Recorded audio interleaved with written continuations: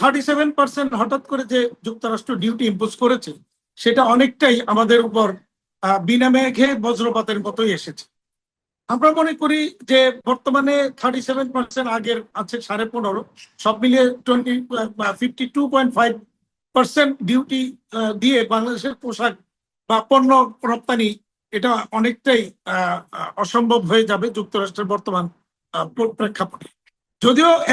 যদিও চায়নার উপরে, চায়না, ভিয়েতনাম সহ আমাদের প্রতিদ্বন্দ্বী অন্যান্য দেশগুলির উপরেও এই ধরনের একটা ডিউটি ইম্পোজ করা হয়েছে, তারপরেও আমরাই কিন্তু এখানে একটা সর্বোচ্চ পর্যায়ে রয়েছে। এই কয়টা দেশ, মানে যুক্তরাষ্ট্রের সর্বোচ্চ রপ্তানিকারক দেশ হচ্ছে চায়না, দ্বিতীয় হচ্ছে ভিয়েতনাম, তৃতীয় বাংলাদেশ। আর এই ডিউটির ইয়ের মধ্যে চায়নার বর্তমানে আগের 16.5 আর বর্তমানে 34 মিলে 50.5, আর ভিয়েতনামের 46.5 বা 46, আর আগের 5.5 মিলে 52, 51, আমাদের 52। তো এতে বাংলাদেশ রপ্তানিটাই বেশি ক্ষতিগ্রস্ত হবে। যদিও ভিয়েতনাম হাই ভ্যালুড আইটেমগুলি বেশি রপ্তানি করে থাকে, লোয়ার এন্ডের প্রোডাক্টগুলি বাংলাদেশেই করে থাকে, তারপরে এখানে একটা বড় ধরনের কম্পিটিশন অন্যান্য দেশের সাথে আমাদেরকে পতিত হতে হবে, তাতে রপ্তানি বাধাগ্রস্ত হবে। এবার আসি যে এখান থেকে কিভাবে আমরা ওভারকাম করতে পারি বা অ্যাডভান্টেজ দিতে পারি।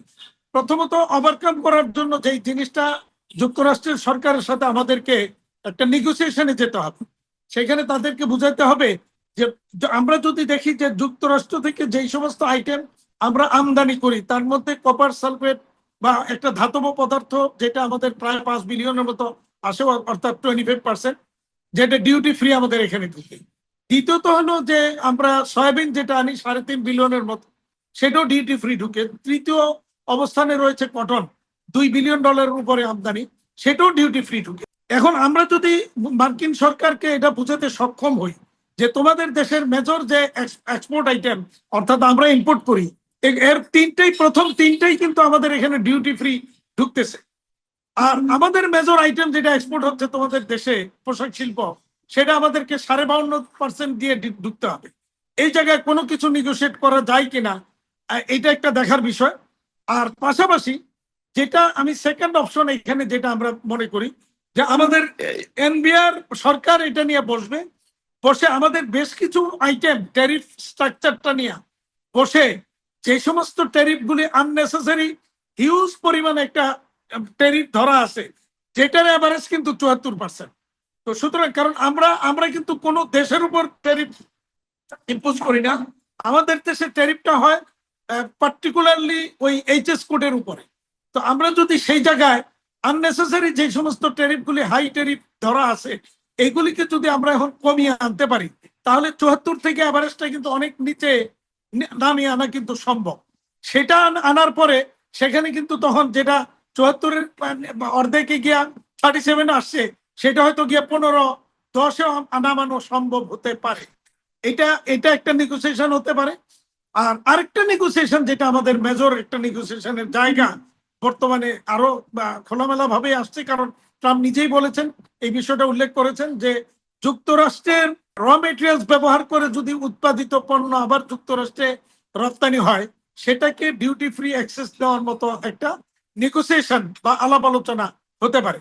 তাহলে আমরা যেহেতু কটনের মেজর ইম্পোর্টার বাংলাদেশ, আমরা যদি সেখানে যুক্তরাষ্ট্রের সাথে আমরা এই নেগোসিয়েশনে যেতে পারি, তোমাদের কটন দ্বারা উৎপাদিত পণ্য বা যে কোনো র মেটেরিয়াল দ্বারা উৎপাদিত পণ্য রপ্তানির ক্ষেত্রে আমাদেরকে ডিউটি ফ্রি অ্যাক্সেস দাও, সেটা যদি আমরা নিতে পারি, তাহলে আমরা মনে করি এই পরিস্থিতিতেও প্রেক্ষাপটেও আমরা একটা অ্যাডভান্টেজ আমরা নিতে পারবো। এবং সেটা ডক্টর মোহাম্মদ ইউনূস সাহেবের পক্ষে এটা সম্ভব। তার ব্র্যান্ড ইমেজকে কাজে লাগিয়ে আমার মনে হয় এই নেগোসিয়েশনটার দিকে যদি আমরা অগ্রসর হই, তাহলে এইটা আমাদের জন্য রপ্তানির ক্ষেত্রে একটা নতুন ভাবে আমরা একটা অ্যাডভান্টেজ অন্তত ইউএস মার্কেটে আমরা পেতে পারি।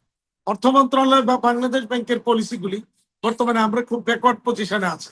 ব্যাংকিং খাতের যে ধরনের অসহযোগিতা ব্যাংকিং খাত থেকে, এটা একটা চরম আকার ধারণ করেছে বর্তমানে, এবং এই অসহযোগিতার কারণে বহু ইন্ডাস্ট্রি বন্ধ হওয়ার উপক্রম হয়েছে। এর সাথে আবার নতুন করে এই ট্রাম্পের এই নতুন করে ট্যারিফ যখন যোগ হচ্ছে, তখন এটা এই সংকটটা আরো প্রকট থেকে প্রকটতর হচ্ছে। কম্পিটিশনের জায়গার মধ্যে হ্যাম্পারটা কি, আমরা এমনিতেই তো আমরা অন্যান্য দেশের তুলনায় আমাদের কিন্তু মানে উৎপাদন কস্ট আমাদের কিন্তু বেশি হচ্ছে বিধায় কোনো কোনো ক্ষেত্রে আমরা কিন্তু তাদের চেয়ে পিছিয়ে আছি।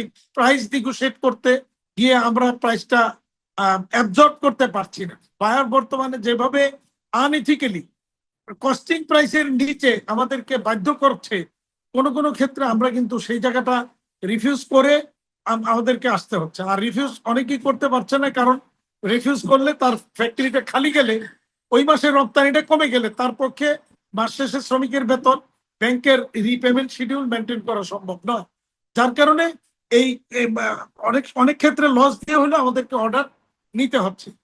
এরকম একটা পরিস্থিতি যখন এই ট্যারিফটা বেড়ে যাবে, তখন কিন্তু মার্কিন মার্কিন রাষ্ট্রে আমদানিটাও কিন্তু মানুষের এটার ইউজ যখন মানে ট্যারিফ যখন বেড়ে যাবে, তাহলে ওই পণ্যের উপরে পণ্যের মূল্যটা কিন্তু বেড়ে যাবে। পণ্যের মূল্য যদি বেড়ে যায় তখন এই পণ্যের ব্যবহারটা কমবে, কমলে তখন তাদের আমদানিও কমে যাবে।